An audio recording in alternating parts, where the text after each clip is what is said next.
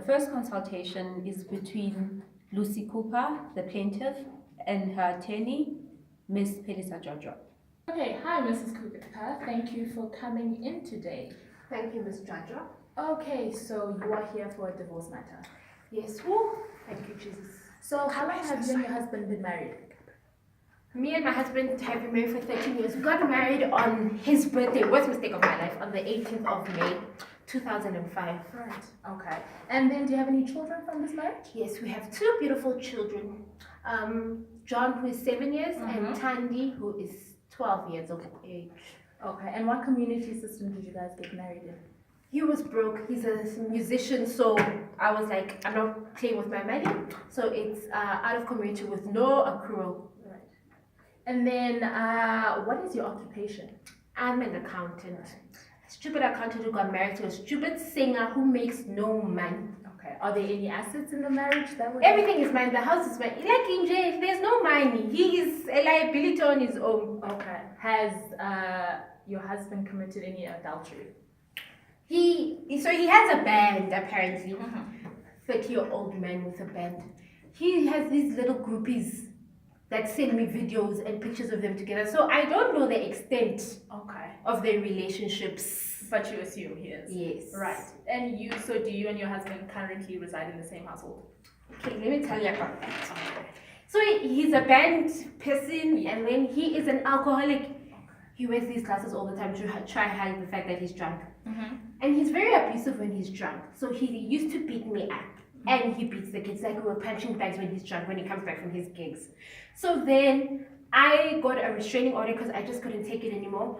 And then while I was at the police station, I met in Detective Kumalo, who is sent from heaven, man of God. Right. So I live with now. Okay. Don't judge me. No, I'm not. Absolutely not. Pause. Down. Okay. Yeah. Okay. No, calm down. It's okay. Everything's gonna be okay.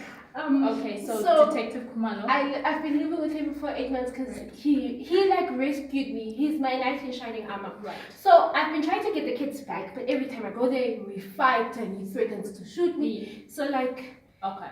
So let me get this straight. The kids still reside with your husband at home? Unfortunately, yes. The home that you own? Yes. And you have been living with Detective Kumalo for the past 8 months? Yes. Okay. So what would you like from me today? Well, I want to get a divorce, but primarily I'm concerned about my kids because I know he abuses them. I want them to live with me like full time. Right. I particularly don't want him to have access to them because I feel like they're traumatized. He beats them. They're scared of him. So I wouldn't want them to be in the same environment. I want to get them out. Right. Yes. Okay. So I'm going to explain to you how a divorce proceedings usually goes. So according to Section 4 of the Divorce Act, sort of the grounds that the court takes into account for granting a divorce order are firstly that the parties have lived separately for a continuous period of at least a year prior to the divorce action. Secondly, that the defendant has committed an adultery. Thirdly, that there's some sort of mental illness or unconsciousness, or that he's a habitual criminal. Well, he's crazy, so consciousness. Right. Now, let me continue. Now, from what I've gathered, is that you want guardianship, care, and primary residence of your children.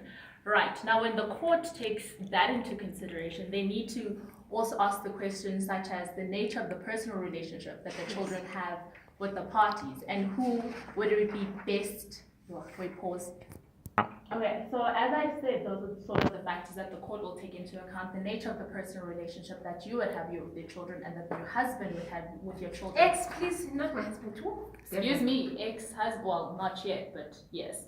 And then in terms of care with the children, the court would take into account a suitable place to live with the children. So who would rather be the best parent to reside with the children? Who's going to protect the children against any form of the abuse? And most importantly, in a divorce action, what we're looking at is the best interest for the child. Okay. So for my recommendation, since it seems like you and your husband are disputing so much, I would recommend that the matter be referred to the Family Advocate's office. Yes. And then that office would conduct their own investigations. They would employ their own social workers to go visit the schools, to go into the home and interview the children to sort of ascertain what would the best interest of the child be. Okay, but I can still get the divorce, right? Well, not anytime soon, because we have to wait for the family advocate's report, and then only then will the court grant an order. Okay, I understand. Okay. Okay, thank you. Thank you so much, Ms. Jojo. You're welcome.